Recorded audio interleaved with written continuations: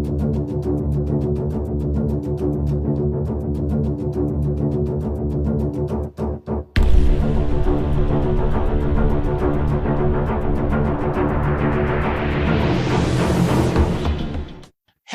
everyone, and welcome to yet another episode of your Babylon 5 podcast, the last best host for conversation. I am one of your hosts, Jesse Jackson. Joining me, as always, in the CNC is my buddy Lou. Hello, everyone. And the podcast mom, Karen. Hello. And today we are talking a little bit about how Midnight Mass was robbed at the Emmys. But the main reason we here is we are talking about the Babylon 5 episode, Signs and Portents. And I am so excited to talk about this. Karen, first, quick thoughts. Okay. I knew ahead of time that this was like something that tied into the main storyline like a lot. So it's not a shock to me, but I loved how many things it's picking up. It looks like it's picking up maybe like 10 things in this episode. The Raiders, Kosh, Morden, Delenn, and Sinclair's past, and the Shadow People. And I mean, it has a lot of stuff that I think is going to continue. And again, don't let me know, but it feels like it's going to be big. So I really like that part about it, and the fact that we got to see all the main characters, even if it's just for a tiny bit, and we got to see some interesting reactions from them. I thought it was very cool. Yes, and I screwed up. I meant to start the episode with, what do you want? Karen? I want to talk about Babylon 5. Yeah. And Lou, how about you? What do you want? I want clarity. Right? This episode was I call this a double F episode. It was a fascinating yet frustrating episode because, as Karen mentioned, there were so many things being dropped, but there were so many things that were left unclear. And it has to do a lot with the character that was asking in that question. I couldn't tell if he was a human or something else. So I guess we'll get into it. But a lot of things were dropped in this episode, and it was like, okay, but what does this all mean? So I'm totally into it, but by the end of it, I was feeling a bit frustrated too. So that's where again, that's the sign of a good show. If you really want to know what's happening. So I like that part of it. I was also frustrated. Yeah, I was really enjoyed this episode the first time I watched it. Rewatching it now, I'm so enjoyed all the interactions because of how everyone acted different. And you are right, it is one of the first times in a while we've had all the ambassadors being reached and talked to. So let's start with, I guess it's hard to separate, but the Raiders and Londo's eye. Right? So let's start with that first. So there is this artifact that has been missing that I guess is similar to, I don't know, the Declaration of Independence or something. I mean, it is valuable. The crown jewels from Britain, they has been missing. They've been able to find it. And Londo is working with another house to perhaps take over power at the Centauri. So Lou, let's talk about that, and Karen, jump in when you can, and let's visit about that storyline. Okay, so this was an interesting storyline. We learned more about the Centauri race, this artifact, this eye, which was actually a pretty cool prop. It didn't look cheap, so I was impressed with that.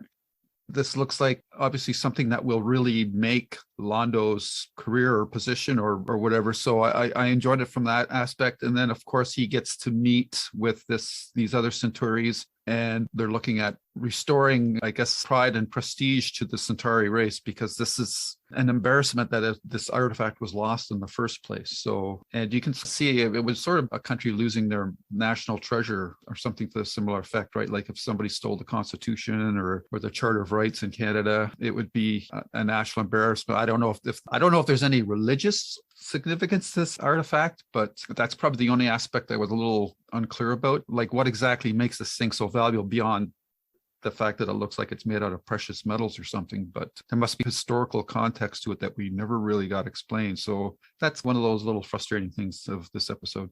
Yeah, I assume it's not religious because it seems like their structure and everything is based on like a power hierarchy. You know what I mean? That thing. Yep. Classes and everything. And I assume from how they talked about it that it's whoever has it is in charge. It's like a hot potato or something, although it's gone missing. So I'm guessing that whoever has it gets a lot of power and standing. And I think Londo, from what I've gathered so far, is he wants more power, but he also likes where he is. I mean, that's how I feel. He doesn't feel like he has any power in the overall scheme, but the fact that they sent him to Babylon 5 is something. Yeah, he's a big fish in a small pond versus if he had been back at Centauri, he would feel like just a little fish in Anyone a big else. pond. Right. Yeah, because I feel like he may have been someone more powerful, and that this is a gesture to the fact that he was powerful, the fact that they sent him to Babylon 5. Yeah, so go ahead. We somehow know that Londo's family is an old and powerful family, but not as old and powerful as some others, perhaps. Right. And so I thought it was very interesting. There's a line, I think, from West Wing or something where someone doesn't want to be the man, pardon the gender thing, but I want to be the man counts on. Right. Right. So like Londo is like, okay, I don't think I can be emperor, but maybe if I latch my star to Lord Kiro, perhaps then I can be chief of staff or secretary of state or whatever. And, whatever that version is. Or even if it's just like more esteem. Yes. Because I feel like he likes being on Babylon 5. So I don't know that he wants to transfer anywhere. I mean, he likes having this power that he has on the station. Yeah. But I feel like he feels like he doesn't get enough credit. And maybe this would enhance the feeling about him. Maybe. Yeah.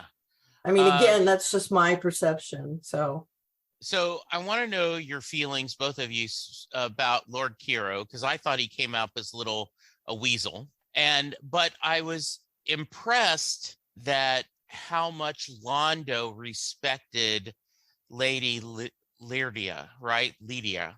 Ladira, yeah. Because his Lord Kiro, like, oh, she's this crazy old lady.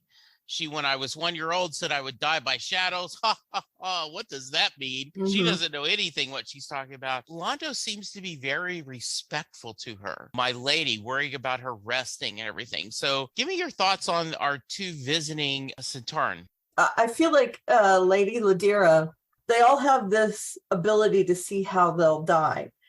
Now, the fact that she can see other things, like how Lord Kiro was going to die, how Babylon 5 was going to die. And I did air quotes. I know you guys, you guys are only listening, but that maybe she has this position of a sage. Like if she were the Dalai Lama or something, she gets respect because of all these things that she can do. And I think that might be why he talks to her like that. And I also think he was wary of Lord Kiro. He knew that his family and house and whatever had good standing, and that's why he was working with him, but he didn't really have a whole lot of respect for him.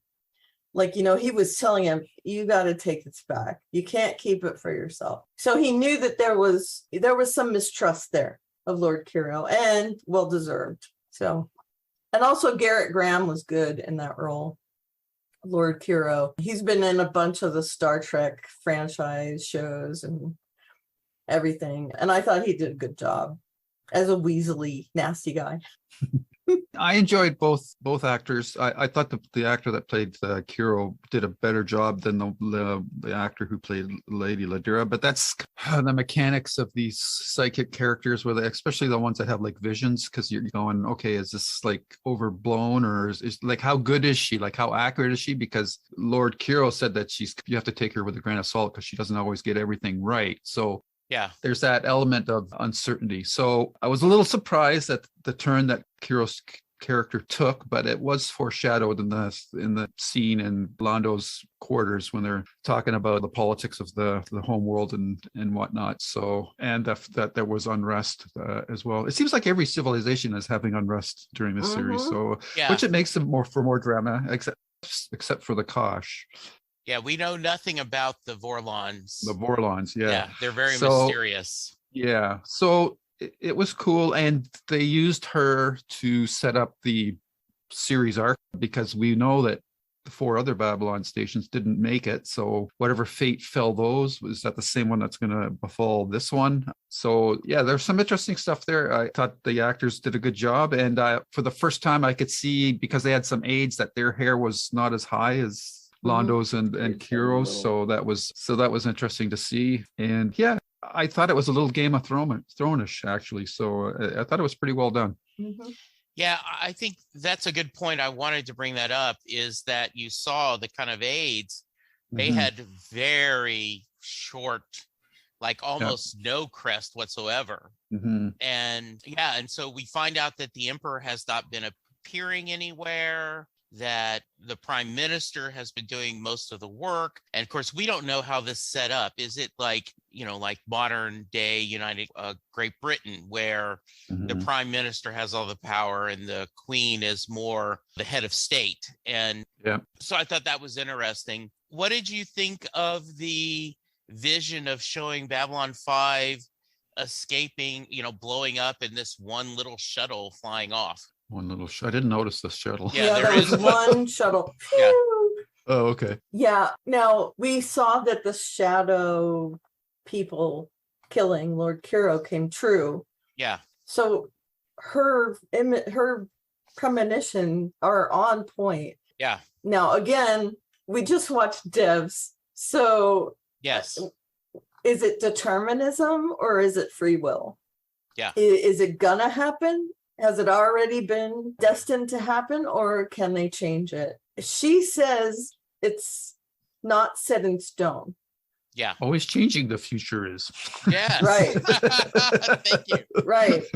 So yeah, she is, I guess she's trying to make sure they save the station, and she wants him to see it so that he actually, it's real to him. And I thought it was alarming to see, honestly. And who's in the shuttle? Yeah. I also thought back to, as often I go back to Firefly with the Raiders, curse your sudden but inevitable betrayal, right? Like, like how smart were you that you actually thought you could, there is no honor among thieves. So their names are the Raiders. Yes.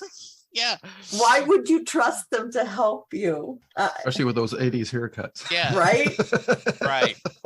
Yeah, the one guy there. Yeah. So, it's stupid to trust them. I really, really, and he would look so surprised, like, what? No, wait a minute. And they're like, hey, with the good news is you're going to be able to live, but because I thought they were going to kill him. And so I was surprised when they didn't. And then we do get this mysterious ships that, spoilers, it is the Shadows, and a really cool looking ship, I think, that black, and then that razor beam shutting them apart. Almost like a Talon-y looking. Yeah. And I don't mean Talon like ship and in Farscape. I mean like it looked like claws or something. Yeah. So can you, and see, this is part of the frustration I had with that scene, is because I didn't recognize, I thought, is this a Vorlon ship, or like who is this? Like, and I don't remember what the shadow, what are the shadows again? Yeah. So this, well, no, this is the first we've seen of them. Oh, So okay. this So is the then, first we have not seen anything about them. We know nothing about them. so I was confused. I said, Yeah. okay, well, who is this? At first, I thought it was Kosh, Yeah. the Vorlons, and then Yeah. I thought, then it's this. What was the human? The guy was asking the questions. Morden. Morden. Morden. It's Yeah. just like, is that a synonym for death or? Yeah. So I didn't know whose ship this was. So that was part of the frustration. Yeah. Because the ship designs are so radical on the show. Anyhow, it's really hard to keep track of which Right. designs belong to which races. So this Yeah. thing comes up, and I thought, well, okay, well, who is this? Like, Yeah.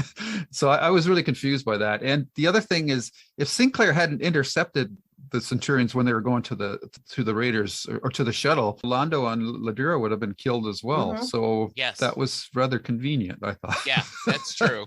So as soon as that happened, I'm going, okay, something's going on here. Because Yeah. why are they not getting on there? Because this is what he wanted, Londo wanted. Like, this is going to restore his position in his society or whatever. So Yeah. bit of a plot convenience, I guess you could say. But I was frustrated because I didn't understand whose ship that was. And Okay. am I supposed to know who the shadows are at this No. point? No, this Okay, is good. just You guys are cheating because no. No. how does Kara know it's a shadow set? Because I read the Lurker's Guide. Oh, There's no spoilers. It just says Yeah, that's and- the first we've seen them. Yeah. Well, and I like to just stay within the episode, and if Yeah. they don't explain it in the episode, then to me that's a failing of the Mm. episode. I So, know, I got that. And I think Yeah. you can watch the episode without knowing they're the shadows and go, oh, there's a new type of ship. So therefore there's a new Right. player in the game. But I wasn't sure if it was a new type of Yeah. ship because, like I said, there's so many different designs Right. up to this point that I Yeah. get kind of confused with. them. Right. I can And- see that. I mean, Yeah, I can see that too. And then Morden says, I have friends. You have friends. And then the implication, right, is what I don't understand is how they're able to destroy that ship, but yet find that the the eye. eye, right? Yeah, that was my little hand wave. I'm But sorry, who couldn't find the ship? No, the shadows found the Raiders ship. yep, they but found the How Raiders did they get the eye off before they destroyed or the they ship? destroyed the ship. And then I don't think they got it off. Yeah, they before. I think did. They got it. Londo got it has off it. after. I know, but I think they blew up the ship and then they found within the wreckage of it. Oh, okay. okay. Yeah, I think that's Because it was burnt, right? Because the Was it? casing was burnt. Yeah. yeah, Okay. okay. Yeah, I think was that's scorched. I didn't done, yeah. notice that. So That's what I assume too, is that they found it in the wreckage, which is a little hand wave. yeah. But Yep. Morden going, you have friends you don't even know about.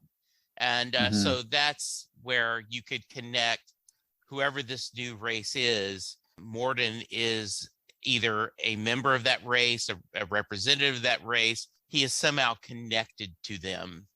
Right. And But yeah. he looks very human. So Right. is he human or is he not? yeah, I think that's a Good very fine question. Because- yes. Because Kosh, when he talked to him, I got the impression that he wasn't human because he was telling him, "Get lost. You have no place here." They are not So, for you. Yeah. Yeah. You're not free. Yeah. So that was. Sorry if I'm jumping No, ahead. no, but it no, was no. just- This is a I, perfect this adjustment. is all this stuff that No, didn't no. connect. No, they're all together. I assume we should just talk about Yeah, let's talk whatever Morden. comes up. Yeah, exactly. Okay, So let's talk Morden. about yes. So Morden, That played actor was by- good. Ed Wasser. Yeah. Yes. 80s hair, but yeah. Yeah. Yeah. again. Yeah. Well, unfortunately, yes. Yeah. So he's very mysterious. Like, he says, wow, you've been gone along. Yeah. I was out exploring. Did you find anything interesting? Yes. Yeah. Yes, I did. But didn't answer, Bye. which is, Yeah. like, okay, very vague, very Babylon 5. So, Karen, let's start with you. What are your thoughts on our new friend, Morden? He's another one of those gray characters to me.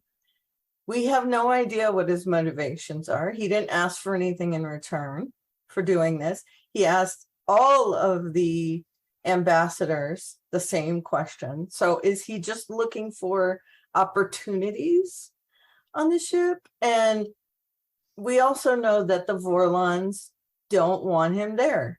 So what is the connection there? Again, Kosh is sticking his nose into something. And he said before, the humans are no consequence to him. Yet he just keeps sticking his nose in and keeping them out of things. So what is his motivation? What is Morden's motivation? And he was intriguing. I love that dynamic of him coming on the ship and just not laying it out for anybody, but saying, what do you want? What do you want? What do you want? What do you want? Until he gets the answer that he either want back or the answer that he knows is going to be their final answer and it's not for him. So yeah, interesting character, I thought. Yeah. Lou? A bit frustrating again, because I Sure. don't know if he's human or not. So I didn't know when he was asking that question if he was exerting some sort of psychic vibes or control over these people that he was asking the questions, because it seemed weird how they would brush him off at first, but then all of a sudden it was just like a switch, and then they would just pour out their guts to him about what they exactly want. And of course, Delenn's reaction to him as a Minbari, and the fact that that symbol showed up on her forehead, which we've seen before, I think in the episode where Sinclair Calf remembers what happened to him. Mm-hmm. So I'm not really sure what this guy's all about. And it was laid pretty bare what at least Londo and Jakar want. And I don't think we're surprised by their responses. They both hate each other on a global level. So they really want to see each other put back down again. So that was interesting. But of course, the Minbari reaction was the one that I was the most curious about. And I was interested as to why he didn't ask any of the humans cast members what they wanted. So it was, like this episode, I'm probably going to look back at and say, okay, this was really cool because all these pieces are being positioned. Mm-hmm. But in the execution of it, I'm fascinated, yet I'm frustrated, because it's when a writer writes a scene and then he admits a certain detail, and when they come back to it in another chapter, then he says, oh, by the way, this happened during that scene, but I just didn't show it to you until now. So it's kind of that bait and switch that I don't appreciate. So I just, it's interesting. Yeah, I'm just frustrated with that storytelling. I understand this in a mystery, like a series, you can give breadcrumbs, but you have to be a little bit more, I don't want to say open, but honest, or not quite so evasive.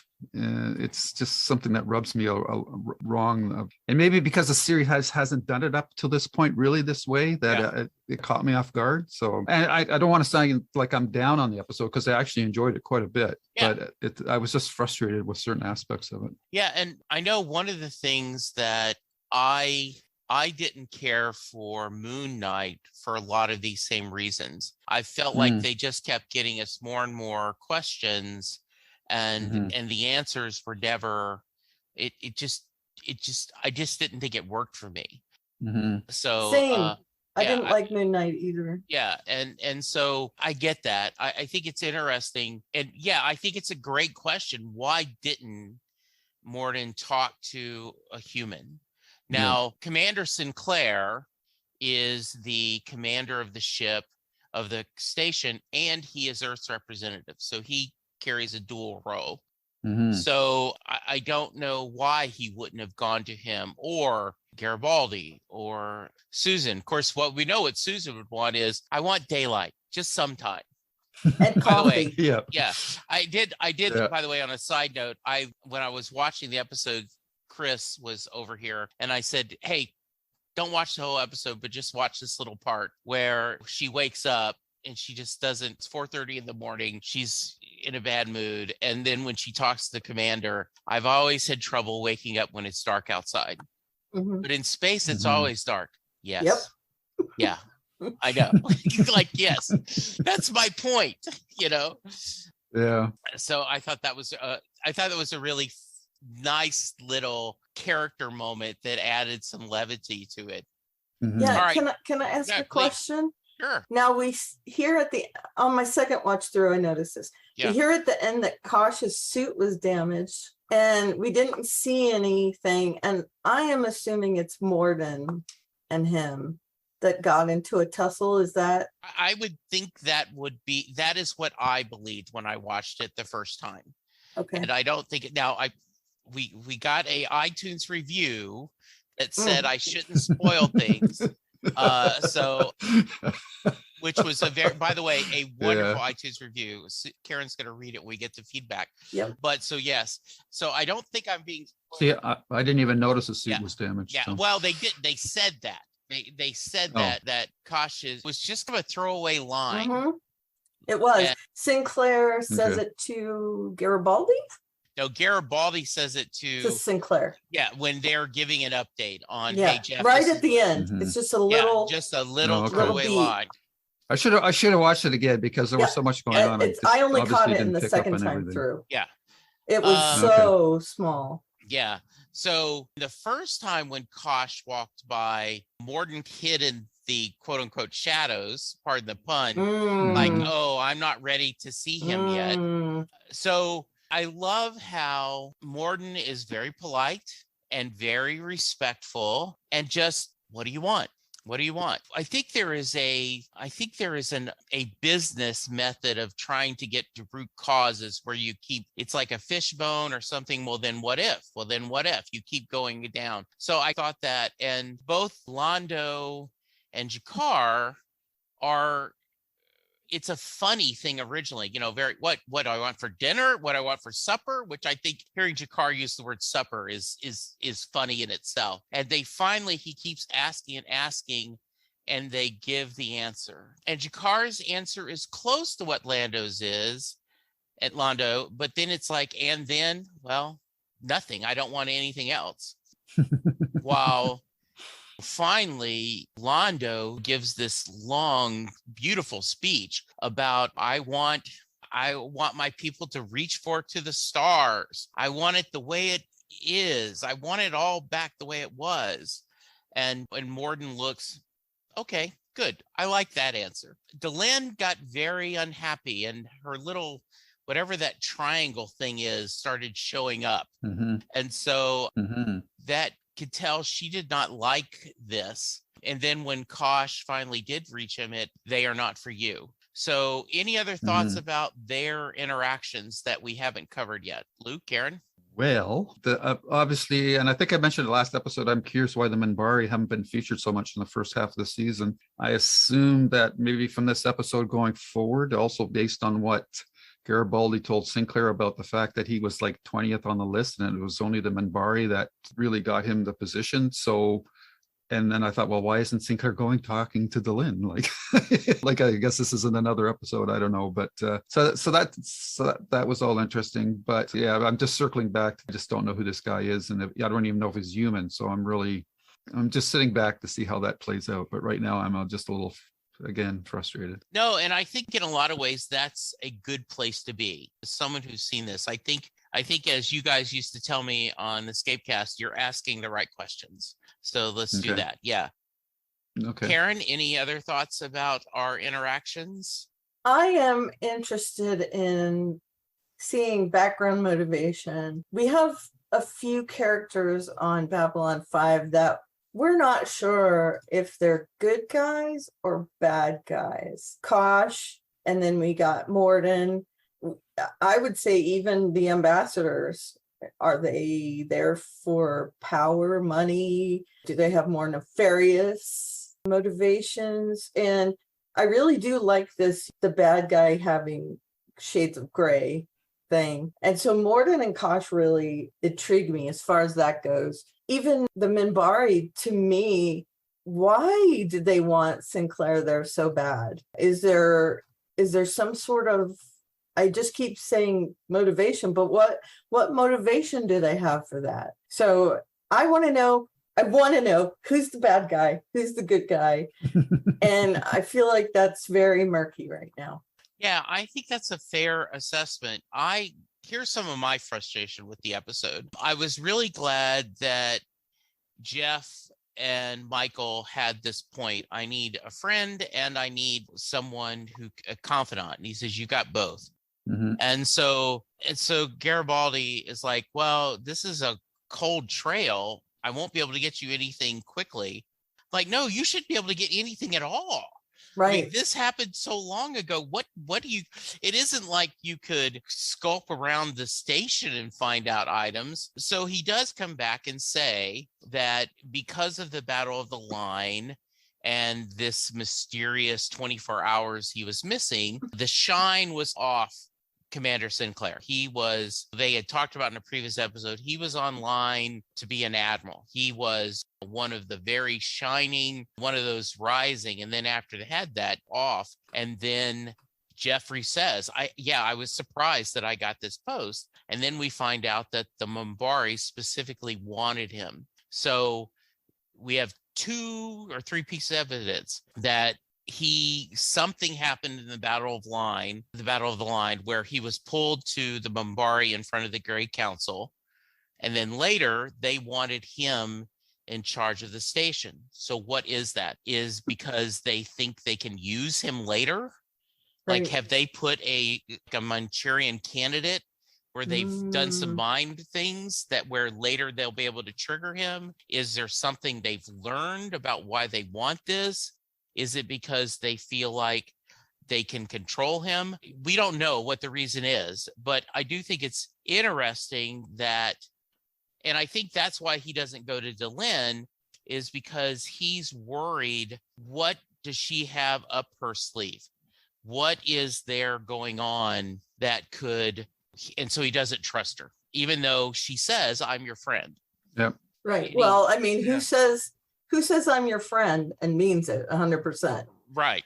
I mean, if they're a bad guy, if they're a good guy, they say, I'm your friend, and they mean it. If they're a bad guy, they say, I'm your friend, and there's something bad behind it.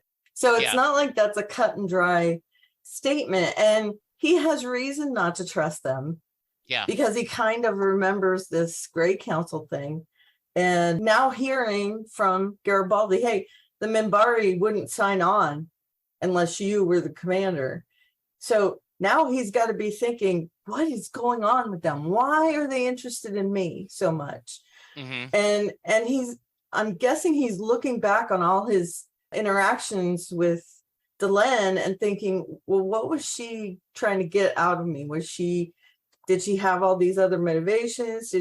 So I think he's now second guessing everything about the Minbari. Yeah. And that's not great. I feel like that's a bad thing, that he shouldn't really be looking into this. Although for us, he should be, because we want to know. I mean, you can't resist that. By the way, there is a great scene. I don't know if either one of you watched. Sean Ryan did a series called The Last Resort a few years ago. I know of it. Yeah, really well done military drama. But one of the characters says, he's talking to the island kingpin, and he says, I understand there may be some cultural differences here, so I'll translate. When someone where I'm from calls you friend, they don't consider you one. Right. So really great. I enjoy Sean Ryan. I didn't know he was attached to that. He was the creator of Timeless, which I loved. So absolutely, it's a one and done season. Didn't get it renewed, but they give you a nice wrap up so it's a good one season episode. Got a lot of great people are in it. All right, has nothing to do with the plot, but I think it's interesting. They show the 2 guys using the bathroom. Right. Like, that was weird. Yeah, like why? But they show good hygiene. They both wash their hands afterwards. But it's first like, are they? Yes, they are. They are talking in the men's room. So let's see. We ended up having, the Raiders were for now destroyed. We don't know if we'll see any more of them. I'm guessing we do. Yeah. Anything else that we need to discuss? Yeah. So they said that they used all these things that they got and they bought this ship. Mm-hmm. So are we assuming that that's the only one of those ships that they had? They only had the one? I think so. I think that is. By the way, one of the things that JMS does is Signs and Portents is the overall title for the first season. Each season has a title, and then he tries to do an individual episode, a chapter, as the same as the overall story. So that's where that came from. It means that this is a very important episode. Yes. Okay. Yeah. And do these season episodes, do they usually come in the middle, or do they happen in different spots in the other seasons, or is that a spoiler? I get the feeling they're in the middle, but I've never looked at it and checked. All right. Yeah. I don't want to look. No, I don't either. Couple of things I just have to say in general. I think they must have spent a fair bit of money in this episode, because there was a lot of visual effects in this episode, a lot of spaceships, and now that you're used to the look of the show and the constraints that it's operating within, I thought they did a really good job from that perspective. So I enjoyed that quite a bit. I also enjoyed the interplay between Londo and Jakar when they were waiting for the transport tube, and that poor guy was caught in the middle between them. That was funny. Yeah. So I enjoyed that. And lastly, I'm confused on the timeline now, because the Minbari Earth War was 10 years ago, right? I think so, yeah. So this station was being built during that war, or because 10 years seems like an awfully short time to build a station of this size, and it seems like it's been around for a while as well. And then I have even further questions about the previous Babylon stations. Were they built and there was not tensions between these other races, or were they just Earth projects? I don't know the history, so maybe that's a tangent that we don't want to go down right now, but I'm kind of confused about how all those other previous Babylon stations were built. Why do you do that to me? Now I'm wondering. And finally, they always keep showing this Babylon 5 in front of this moon or planet, but they never reference this thing. So this is like, what's the purpose of that moon? Is it a supply station? Like, it sounds like Babylon 5 is the supply depot or nexus for this quadrant or sector of space. Yet there's this planet right beside them all the time that nobody ever goes there. There's no spaceport there, or like, I just don't get the logic of having it so close to a planet like that if they're not going to reference it. But maybe that's going to happen in later on. I don't know. It looks good. Yeah, visually it looks cool. Maybe that will come up. Okay. It's Epsilon 3 is the name of the planet, not spoilering. Okay. So I just did a quick Google search. And I don't think this is spoiler, but if you're listening and you want to do this is Wikipedia Babylon 5 thing. The Babylon project began in 2248 after the resolution of the 8th Earth Minbari War. The war itself being the inspiration of the project's foundations. Babylons 1 through 3 were all destroyed during their construction by Axis sabotage. Babylon 4 was constructed and brought online in 2254 and disappeared a mere 24 hours later. And then Babylon 5 was constructed and placed into orbit around Epsilon 3, thanks to substantial assistance from the Centauri Republic as well as the Minbari Federation. It came online in 2256. Okay. So if you want to do the math. So they were probably all being in some kind of process of being built at the same time. Yes. It's just that Babylon 5 was the last of. Okay. Yes. Yeah. So and none of them had a lot of people on them. I mean, some of them didn't have any people on them, but maybe the fourth one had a few. So we didn't have that kind of tension-y sort of thing. Yeah. So I think, the idea is, this is, I don't think, overly spoilery. Babylon 4, because they've talked about Babylon 4 mysteriously disappearing. And there is an episode coming up that deals more with that specifically. So Babylon 5 is really the first, quote unquote, working station that they've had. Okay, good. And one thing, when Londo first opened that thing that had the eye in it, I was a little disappointed that it wasn't like Pulp Fiction where just light came out. Oh yeah, that would have been nice. Yes, but the eye thing was cool. I agree. It was cool looking. Good. All right. Any final thoughts before we go to ratings? I think you guys are checking your notes. All right. Yeah. Karen, rating. I was a little frustrated, like Lou said, but I feel like we're getting a lot more information, and they did have everyone in it, which is one of my things. I want to see all the people, and I understand they can't do that for every episode. Well, but except for who? Ver and Ver, and Bill Munny's character. Yeah, right. We didn't see any of the aides, and we didn't see the doctor this time. Oh, right. Yeah, but we saw all the the main factions being Yeah, represented. yeah. And we learned a little bit about each of them in a very short, Yes. interchange. So I like the fact that we got all that information, and I'm a little frustrated and I want to know more. So I'm going to give it a 7.5 forehead triangles. Oh, nice. Lou? I'm gonna, even though I was frustrated, I was still fascinated. So I'm gonna give it 8 eyes. Oh, nice. Because I am watching this with experienced eyes, I like this a lot more than y'all, but I get why. So I'm going to give this 9 out of 10 hard to wake up in the dark. By the way, I did not catch this, but according to IMDb, one of the things that they have fun with is in the back when the lady collapses in the back, there is a listing of events and it has a Rolling Stones farewell concert in the Presley Arena. That's cool. I love those flavor things. I just didn't catch that. I didn't either. I love that someone is thinking that, yes, that's very the Rolling cool. Stones will forever go on being. So is it the original lineup? Yeah. In 200 years? Because that's cool. Yeah. Or are they in those head jars like on Futurama? Yes. We know the late, great Charlie Watt did not make it. So, right. All right. So, Karen, do you got us some feedback? I do. We do. We got an iTunes review, which is awesome. How many stars did he give us? I think 5. Awesome. Well, thank you. Great podcast with 2 newbies and 1 veteran discussing Babylon 5. Really enjoy how main ethical, political, and personal points of each episode are being discussed from all sides. Listening to it is lots of fun. Conversation is smooth and pleasant. Love personalities of all the hosts and side bits like what they currently do, feedback from listeners, and some of the points of view on the episodes were surprising to me, even though I'm an old fan. That's awesome. The only slight annoyance I have is the problem almost all podcasts with a veteran host have. At the beginning, Jesse tended to spoil the show, saying that, quote, this storyline will be important later, unquote, and stuff like that. Anyway, highly recommend it. And I don't mind that.